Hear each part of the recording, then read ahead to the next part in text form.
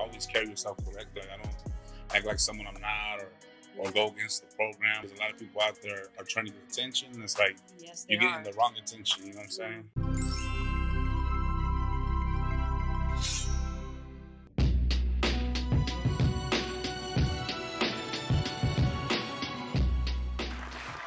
Hi everyone, this is Raina Carrillo with Purpose and Passion, and today we brought Oxnard to Inglewood.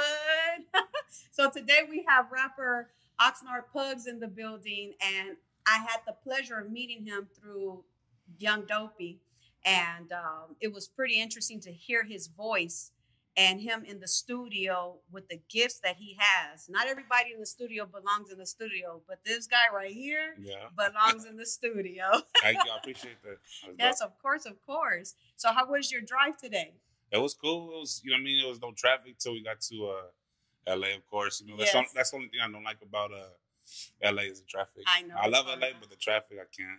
Yeah, well, the good thing is you had wifey with you for carpool, because when you don't have nobody to carpool, ooh-wee. Yeah, she was playing the jam. She was DJ today. So well, what jam was she playing today? All the old school R&B love songs like Ja Rule and all that stuff. Oh, okay. Yeah, What's love? Got to do with it. You know what I'm saying? That's awesome. So I want you to take the viewers down memory lane. Like, you know, I love culture. People love culture too. So where were your parents from, like born and raised? My mom was born in Oxnard. And like my real dad, I think he was born in Sonora, Mexico. Oh, okay. But no, not Sonora. It was Zacatecas, my bad. That's what I see on the birth certificate though. But I never really met my real dad. So my dad that I consider my dad, like he raised me since like 3 months. He was from Oxnard too, but his family was from Mexico, but he was like first generation Mexican. You know? Okay, first generation. Yeah, my dad is from Zacatecas. Oh, okay. Yeah, so you got to go visit that place. It's beautiful. Yeah, I wouldn't even know where to start though. You know it's what I'm okay. saying? Well, then you come with me. I'll have you and wifey roll with me. We'll go to Apasol, Juchipila, Jalpa, all those nice places in Mexico. So where were you born and raised, and how was your childhood? I was born in Oxnard, California as well, right there in the north side at the old St. John's Hospital. Yeah, it was a hospital that got taken down and stuff, and it's not there no more, but that's where I was born in, right there. So how was your childhood in Oxnard? Because when I think about Oxnard, I'm not going to lie, I think about Camarillo outlets. Oh, the outlets? Because you got to get to Camarillo then to get to Oxnard. No, for sure, yeah. Yeah, the outlets is cool, but like being from Oxnard, like we would never leave Oxnard. Like even LA's 50 minutes away, but we're like, nah, we ain't going all the way out there. Like a Dodger game or even a game is like, damn, let's stay here. Like why leave the city? You know what I'm saying? But it was cool. It's like every other city, I think, every other cultural city, you know, it's predominantly Mexican, so a lot of raza out there. So it was cool. So tell me a little bit about Oxnard, because I don't know very much, you know. So like, you know, if you were to take me to Oxnard, like what would be like a little history of Oxnard, and what would be the place to take me to go eat Mexican food or a bar? So Oxnard, like, you know, it's like booming now. Like it like blew up. Like I've been gone from the city for like 5 to 6, 7 years, something like that. Mm-hmm. But so now when I'm there, I'm just like, man, like it's grown so big. Like it's like people consider it a tourist town. And I'm like, why would you go to Oxnard to vacation? Like that's just the city, you know what I'm saying? But now people are going there. So, but if I were to take you somewhere, I'd probably be Toppers. You know, I like pizza, so we got like the best pizza out there. I think it's Toppers. Dang, pizza. Wow, I love Italian food. I love pizza, so I'm going to have to go there one day. But yeah, we got a gang of Mexican food, though. Gang of Mexican food. Yeah, I like tacos, gang of trucks, gang of taco trucks, all that. Man. So when you were growing up, did you know that you wanted to be a rapper? Like, when did that happen? The discovery, was it like elementary, junior high, or high school? Probably. Like I know I could rap was probably like in high school, but junior high probably. You know what I mean? I would listen to you know, my parents would listen to music, so I like fell in love with music like at a young age and stuff. And then I would my dad had those CD packets with all the CDs in them. You know, like 100 CD collection, whatever. So I started taking the CDs and playing them in my room and stuff. Like I remember at an early age getting like for Christmas, getting like a CD player and stuff, Yes. Walkman. I would always have my Walkman and stuff. And then I think like junior high, I wrote like my first rap. Junior high? Yeah. Okay, that's cool though. So that means that you were already like, you know, starting your talent at a young age. Because junior high, like, you know, you're like what in the eighth, ninth, no, the seventh, eighth grade. Seventh, eighth grade. Yeah. Shoes. And when I was in junior high, when you were creating, you know, your first rap, I was creating obituaries. Oh, no way. Yeah, literally. I was creating my obituaries because I know I wasn't going to make it to the age of 18. Yeah. That's crazy. Yeah. So once you got into high school, did you start, you know, like getting into, you know, like rap battles or like what was it for you? Because I know when I was growing up, like in junior high, it was like we were breakdancing, but we was gangbanging at the same time. It was so hilarious. Yeah. I was old school in high. Yes. You like, you want to catch a fade? Hold on, let's go break dance first. So I feel like my generation more like when we were like rapping, like I think I'd rap with my homies and shit, and but we were like taggers, you know. I think like the generation like of my era was like all tag, like the gangbanging was dying out, but the tagging was like full force, like everybody was tagging, you know, tag banging and all that stuff. So that's what it was, and then like a couple of my homies made songs, and then I was like, I said, fuck it. I already had, like, I remember writing that rap a long time ago, so I was like, damn, and I just started doing it. And freestyling, smoking weed, you know what I mean? Doing your thing. Yeah. So, you know, it takes money to be in the studio. So what was your bread and butter to be able to go into doing your first album? Man. My first album, probably, you know, everything has been like me investing in myself, like from getting studio time to linking up with like certain labels and them having a studio already, and then us putting the money in. But my bread and butter, like, you know, I would hustle.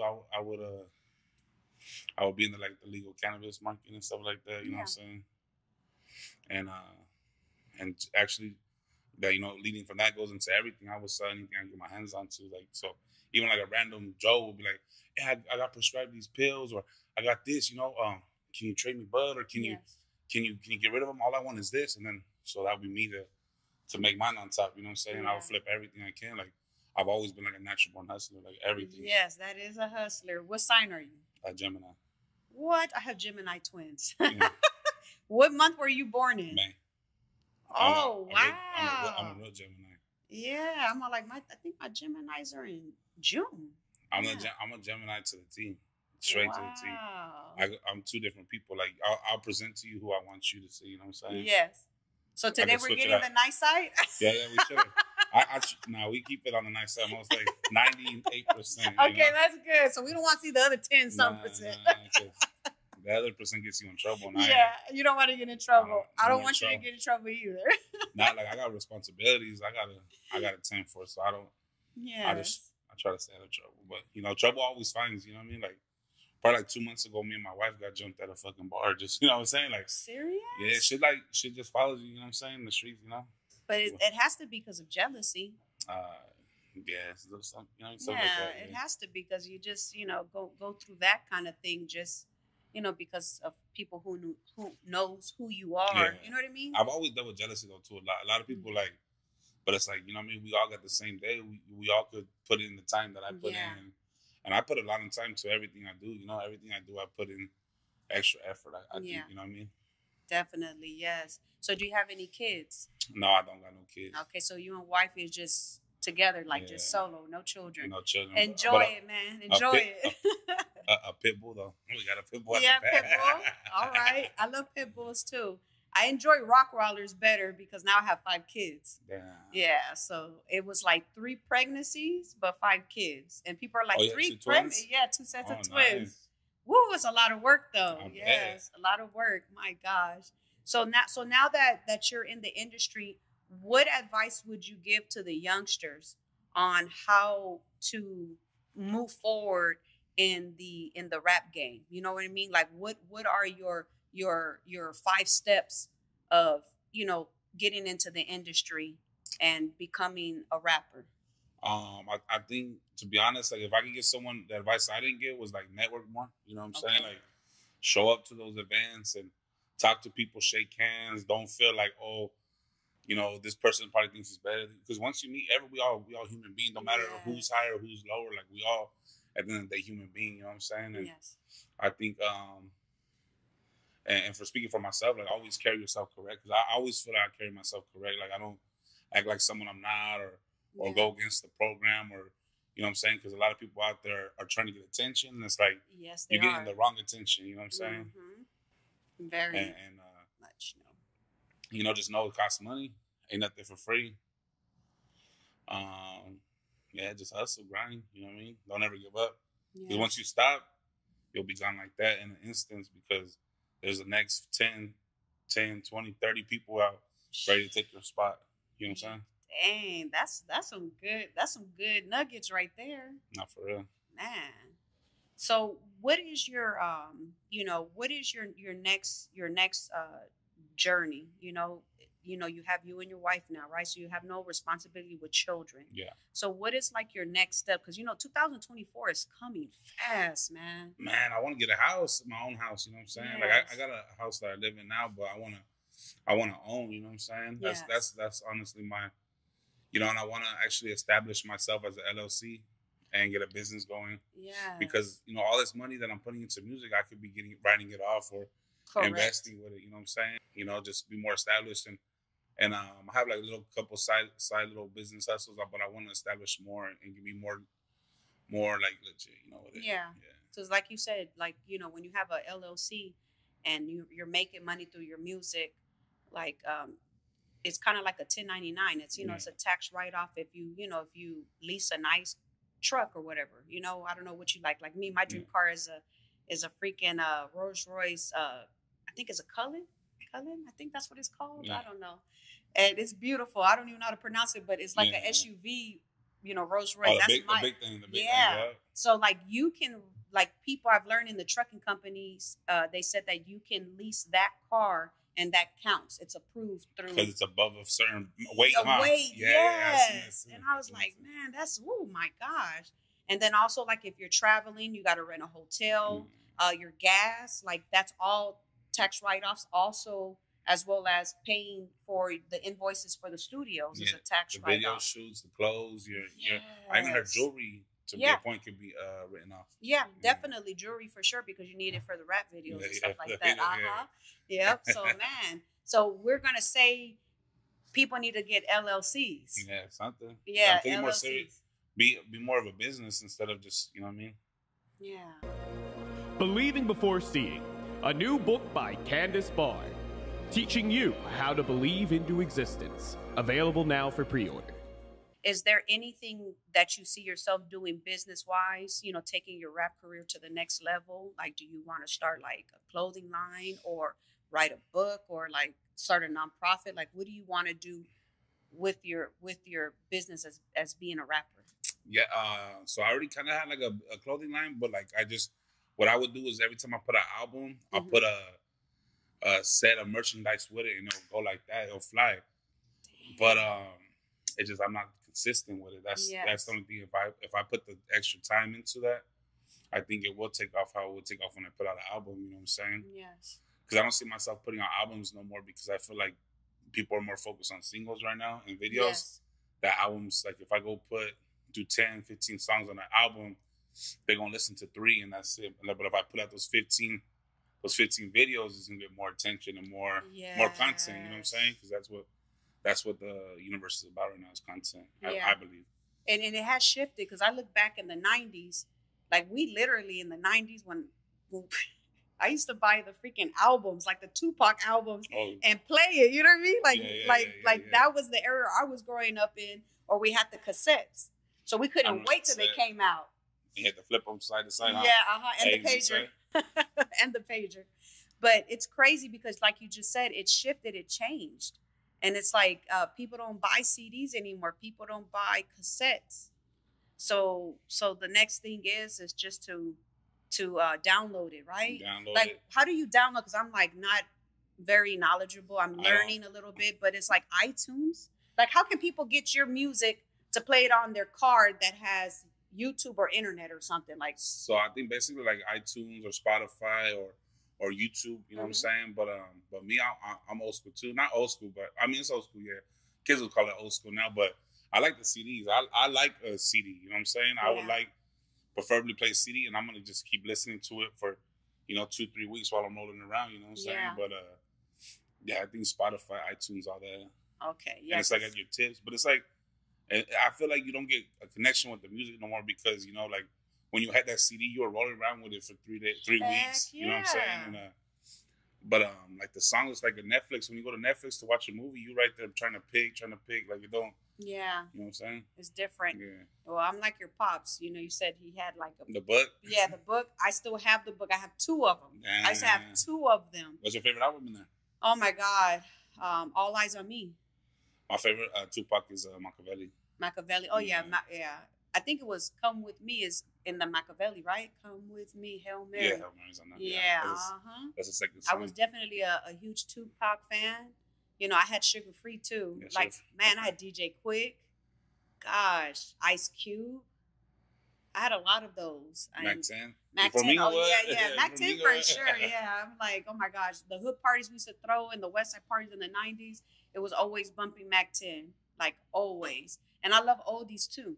Yeah. Like, I'm a straight oldies. Like, I always tell people, like, growing up with 2 parents that were gangsters, it was very interesting because it was like listening to oldies. The oldies or like the hit and run, the barcades and that stuff. Oh no, yeah, that like the old school. We call that old school. Okay, yeah. So we used to listen to the old school, but the oldies was a lot because that was their thing. Like I like oldies like on a Sunday barbecue and stuff like that, like throwing Art LeBeau and stuff. Yeah, like that, that's me too. I love oldies on a Sunday. So what is like your normal Sunday, anyways? Now I'm busy all the time.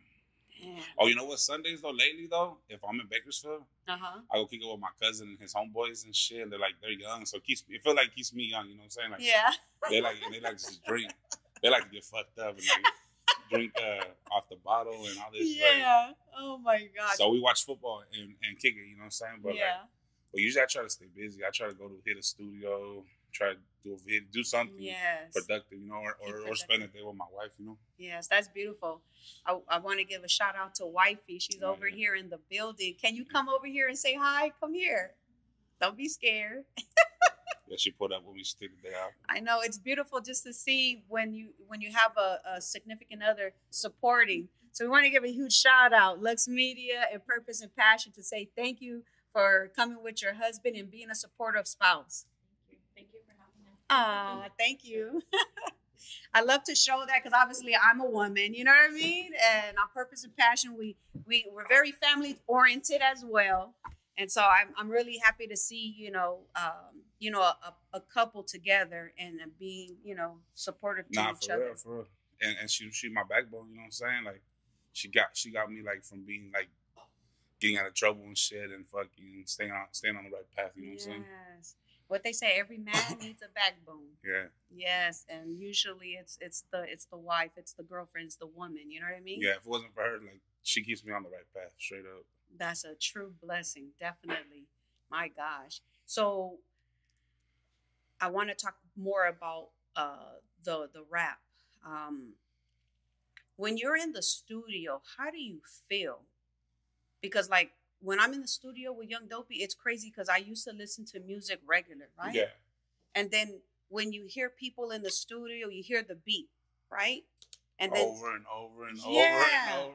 But then when you hear the beat, then you hear I forgot what it's called, but like he will be like or West Side, like he'll just say like little things out of the blue. The intro and shit, or the ad-libs in between. Ad-libs. Yeah, I'm trying to learn that word, ad-libs. And then he goes into flowing.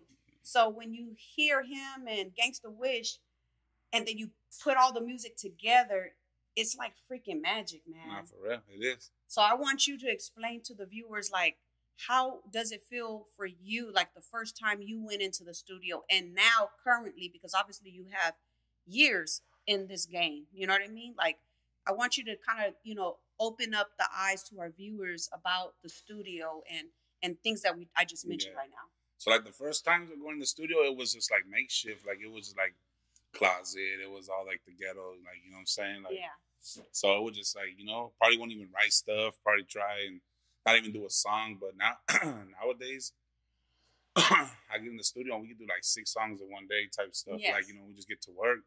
But we've been doing those big studio blocks, like those long hours, and it's like different people are coming in and out, you know, drinks, you know, everybody doing what they do, you know, and it just gives a good energy, you know what I'm saying? Yeah. We vibe off of each other, and that's what I think it takes to make music, because it's a vibe at the end of the day, you know, it's all vibrant, you know.